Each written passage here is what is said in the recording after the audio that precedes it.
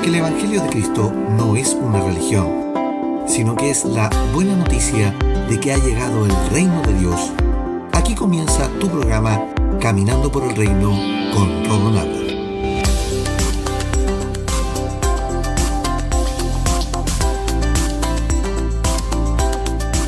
Bienvenidos a Caminando por el Reino, tu programa de enseñanza de la gracia a tu casa.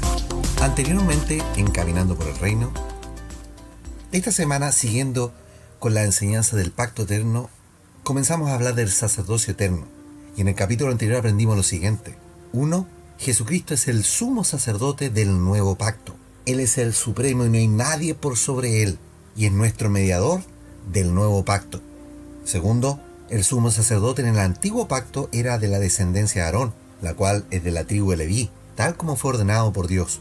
Pero ahora, en el nuevo pacto, Cristo, siendo nuestro sumo sacerdote, es de una descendencia distinta y bajo una orden distinta. Por ende, eso obliga a un cambio de ley. 3. Cristo, como mediador del pacto, es superior a Moisés, quien fuera el mediador del pacto de la ley. Y 4. Nuestro sumo sacerdote es bajo un orden nuevo, bajo el orden de Melquisedec. Para seguir hablando de este sacerdocio eterno, leamos lo que nos dice la palabra en Hebreos capítulo 5. Del verso 7 comienzo a leer y dice: Y Cristo en los días de su carne, ofreciendo ruegos y súplicas con gran clamor y lágrimas al que le podía librar de la muerte, fue oído a causa de su temor reverente. Y aunque era hijo, por lo que padeció, aprendió la obediencia. Y habiendo sido perfeccionado, vino a ser autor de eterna salvación para todos los que lo obedecen. Y fue declarado por Dios sumo sacerdote según el orden de Melquisedec. Hebreos capítulo 5 del verso 7 al 10 en la versión Reina Valera. La declaración de Cristo como sumo sacerdote fue hecha por Dios. Él lo constituyó y vino a ser el autor de eterna salvación para todos los que le obedecen. Qué hermosa promesa para quienes estamos en el nuevo pacto. El apóstol tiene una queja, eso sí, para los hebreos, y es una queja vigente hasta el día de hoy. Y dice a continuación en el mismo capítulo, en el verso 11, acerca de esto tenemos mucho que decir, y difícil de explicar, por cuanto os habéis hecho tardos para oír, porque debiendo ya ser maestros, después de tanto tiempo, tenéis necesidad de que se os vuelva a enseñar cuáles son los primeros rudimentos de la palabra de Dios, y habéis llegado a ser tales que tenéis necesidad de leche y no de alimento sólido. Y todo aquel que participa de la leche es inexperto en la palabra de justicia, porque es niño. Pero el alimento sólido es para los que han alcanzado la madurez, para los que por el uso tienen los sentidos ejercitados en el discernimiento del bien y del mal. Hebreos capítulo 5, del verso 11 al 14, en la versión Reina Valera. ¿Se recuerdan que hablamos que para disfrutar del pacto hay que madurar en el Señor? Bueno, esto mismo ya le pasaba a la eclesía en Jerusalén, que no habían crecido, que todavía eran niños y necesitaban leche, pese a que ya era tiempo de que fueran maduros y aptos para la comida sólida. Y yo te pregunto, hermano, ¿no es esta la misma realidad en muchas congregaciones hoy? ¿Cuántos ministros hablan del nuevo pacto? ¿Cuántos hablan de las riquezas en Cristo? ¿Cuántos tienen una madurez espiritual en Cristo Jesús? Permita el Señor que desde hoy tomemos conciencia a empezar a madurar en el camino de Cristo para acceder a lo que el Señor hace años que nos tiene preparado. Los hebreos se habían dormido en los laureles. Estuvieron entretenidos peleando por doctrina con Pablo por años y no creciendo en lo que el Señor tenía para ellos. El apóstol continúa en el siguiente capítulo instando y alentando a sus coterráneos con estas palabras. Queridos amigos, aunque hablamos de este modo, no creemos que esto se aplica a ustedes. Estamos convencidos de que ustedes están destinados para cosas mejores, las cuales vienen con la salvación, pues Dios no es injusto. No olvidará con cuánto esfuerzo han trabajado para Él y cómo han demostrado su amor por Él sirviendo a otros creyentes, como todavía lo hacen. Nuestro gran deseo es que sigan amando a los demás mientras tengan vida, para asegurarse de que lo que esperan se hará realidad. Entonces no se volverán torpes ni indiferentes espiritualmente. A cambio, seguirán el ejemplo de quienes, gracias a su fe y perseverancia, heredarán las promesas de Dios. Por ejemplo, estaba la promesa que Dios le hizo a Abraham. Como no existía nadie superior a Dios por quien jurar, Dios juró por su propio nombre diciendo: ciertamente te bendeciré y multiplicaré tu descendencia hasta que sea incontable. Entonces Abraham esperó con paciencia y recibió lo que Dios le había prometido. Ahora bien, cuando las personas hacen un juramento, invocan a alguien superior a ellas para obligarse a cumplirlo. Y no cabe ninguna duda de que ese juramento conlleva una obligación.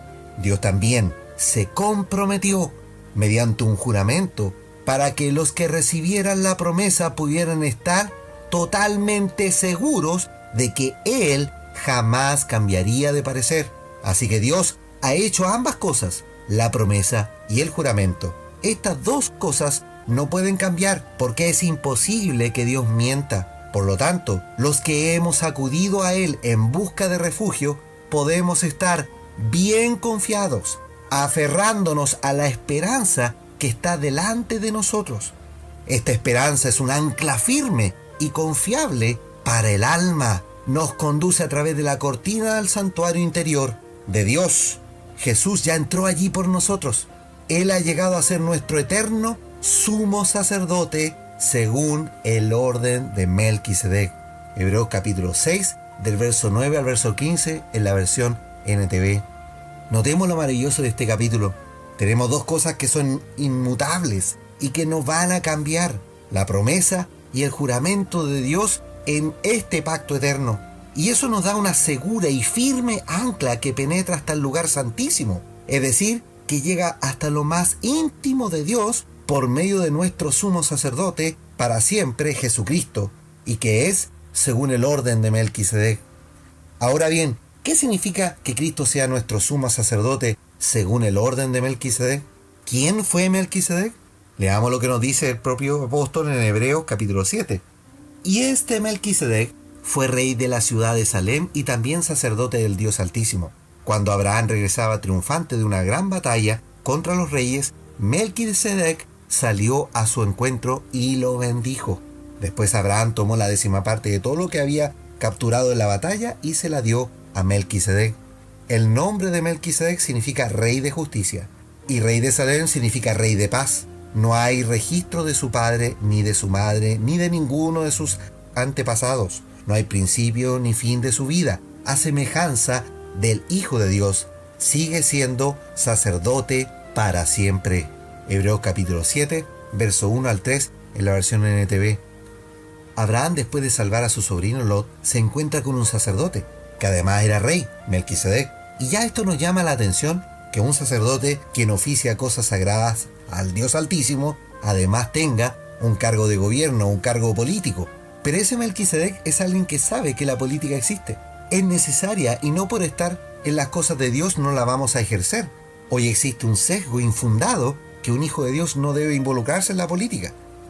Y como nota aparte debo decir que la Biblia está llena de testimonios de hombres de Dios involucrados en política. La diferencia está en hombres involucrados en la corrupción de la política. Y es que eso es precisamente lo que debemos cambiar.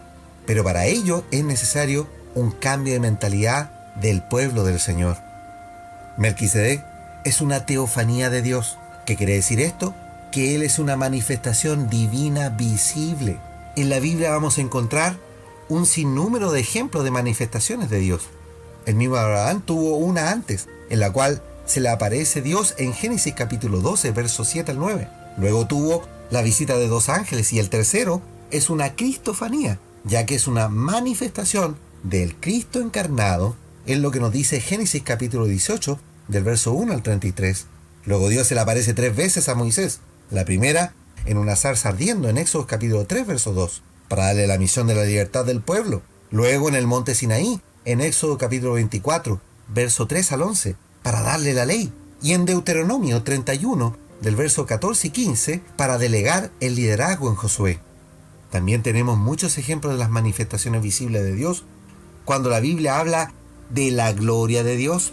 Por ejemplo, cuando entró la gloria de Dios en el templo de Salomón, en 2 de Crónicas capítulo 7, del verso 1 al 3. Todo esto para que lo lean en sus casas. Ahora, Melquisedec es una anticipación visible de Cristo y frente al patriarca Abraham, de cuya descendencia hemos sido hechos nosotros, pueblo, por medio de Cristo Jesús. Es lo que nos dice 1 de Pedro capítulo 2, verso 10. Y qué notable es esto, hermanos, que nuestro Señor Jesucristo es el primer sacerdote por medio de esta manifestación de su gracia en Melquisedec. Dios se anticipa en su propósito eterno a poner el sacerdocio como el oficio de intercesión y bendición para otros. Y no era primera vez que el Señor se anticipa. Cuando ocurrió su transfiguración en el monte, en la cual muestra un cuerpo incorruptible, Él manifiesta a sus discípulos para anticiparles lo que ellos también iban a ver cuando Él venga. Y así nos dice la palabra del Señor: y aconteció como 8 días después de estas palabras que tomó a Pedro, a Juan y a Jacobo, y subió al monte a orar. Y entre tanto que oraba, la apariencia de su rostro se hizo otra, y su vestido blanco y resplandeciente. Y aquí 2 varones que hablaban con él, los cuales eran Moisés y Elías, quienes aparecieron rodeados de gloria, y hablaban de su partida, que iba Jesús a cumplir en Jerusalén. Y Pedro y los que estaban con él estaban rendidos de sueño, mas permaneciendo despiertos, vieron la gloria de Jesús y a los 2 varones que estaban con él. Y sucedió que apartándose ellos de él, Pedro le dijo a Jesús: Maestro, bueno es para nosotros que estemos aquí, y hagamos entonces 3 ramadas, para ti, una para Moisés y una para Elías. No sabiendo lo que decía. Mientras él decía esto, vino una nube que los cubrió, y tuvieron temor al entrar en la nube. Y vino una voz desde la nube que decía: Este es mi Hijo amado, a él oíd. Y cuando cesó la voz, Jesús fue hallado solo, y ellos callaron, y por aquellos días no dijeron nada a nadie de lo que habían visto. Lucas capítulo 9, del verso 28 al 36. El Señor les dio un anticipo a algunos discípulos de la gloria en Él. ¿Y para qué hace esto el Señor? Con el propósito de poner esperanza, poner fe, cimentar nuestras vidas en Él. Cuando Melquisedec se aparece a Abraham, según lo que nos dice Génesis capítulo 14, del verso 1 al verso 6, Él saca para esa bendición pan y vino, como la anticipación gloriosa de la celebración del pacto eterno en Cristo Jesús. Y así lo dice Pablo en Corintios: porque yo recibí del Señor lo que también os he enseñado, que el Señor Jesús, la noche que fue entregado, tomó pan, y habiendo dado gracias, lo partió, y dijo: Tomad, comed, este es mi cuerpo, que por vosotros es partido. Haced esto en memoria de mí. Y asimismo tomó también la copa, después de haber cenado, diciendo: Esta copa es el nuevo pacto en mi sangre. Haced esto todas las veces que bebiereis, en memoria de mí. 1 Corintios capítulo 11, verso 23 al 25, en la versión Reina Valera. Abraham tiene la primicia de la celebración de la victoria. Él primero celebró con la anticipación de Cristo en Melquisedec, de una batalla con pan y vino. Y nosotros podemos celebrar la victoria sobre la muerte de nuestro Salvador. Y mientras más miramos la coherencia de la verdad en Cristo Jesús, es que más nos gozamos en la victoria proclamada al tercer día, cuando Él resucitó de entre los muertos. Por eso que hoy celebramos con pan y vino. Y Cristo, después de cumplir el rito de la Pascua, Él toma el pan y el vino, según lo que nos dice Mateo capítulo 17, del verso 1 al 8, y en Marcos capítulo 9, del verso 2 al 8, para que sus discípulos celebren desde ya que hay victoria en Cristo Jesús. Quizás hoy estás en dificultades y no ves salida, pero quiero decirte: levántate, porque hay victoria, hermano. Hay victoria, hermana, en Cristo Jesús. Oremos al Señor. Señor amado, sumo sacerdote de nuestras vidas, gracias por mostrar anticipación de tu victoria, aquella que te propusiste hacer desde un principio, Señor. Gracias porque en Abraham no solo vemos cumplida su descendencia en nosotros por medio de ti, sino que además tenemos la anticipación de celebración como tus hijos. Por ti que nos diste redención en la obra de la cruz, en aquella manifestación tuya desde el principio en Melquisedec. Señor, abre los ojos y entendimiento de tus hijos para entender y comprender el nuevo pacto, el cual está lleno de anticipaciones, promesas y por sobre todo de tu gracia.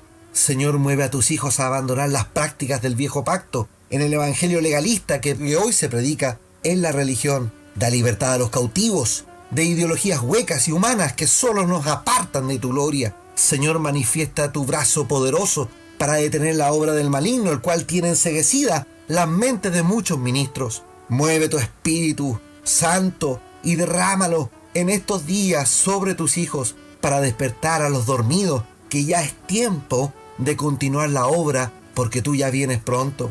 Todo esto te lo pido en tu santo y glorioso nombre, Jesucristo. Amén.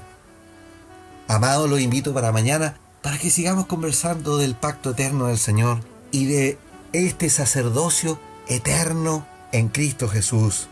Y por supuesto a caminar por el reino. Súmate a la campaña de esparcir el mensaje por las redes sociales. Búscanos como Caminando por el Reino en Facebook y YouTube. Comenta en nuestro Twitter y escucha el programa en Spotify. Suscríbete y sigue nuestros episodios en la red más grande musical del mundo. O bien, puedes escucharnos en la web en caminandoporelreino.podbean.com. Ya somos más de 7.000 hijos del reino y este año llegaremos a ser 10.000.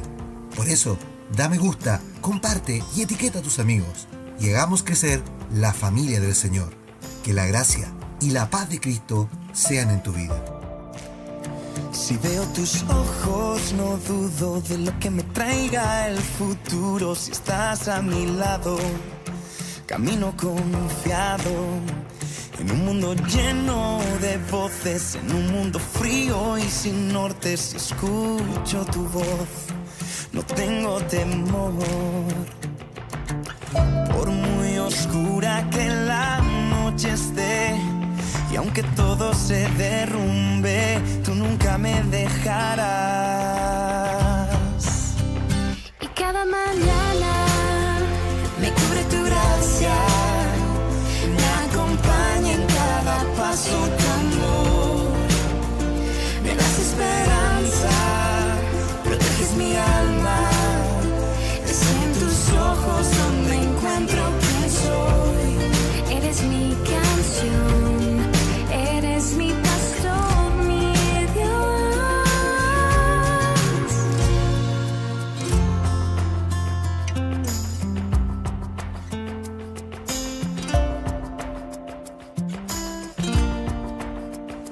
Cuando me enfrento a la prueba y el viento mi fe tambalea, tú estás en mi barca, sé que nada me falta. Y aunque parezca que nada tiene sentido, sé que tú estarás conmigo, con tu bien, con tu misericordia y con tu abrigo. Por muy oscura que la noche esté, y aunque todo se derrumbe, tú nunca me dejarás.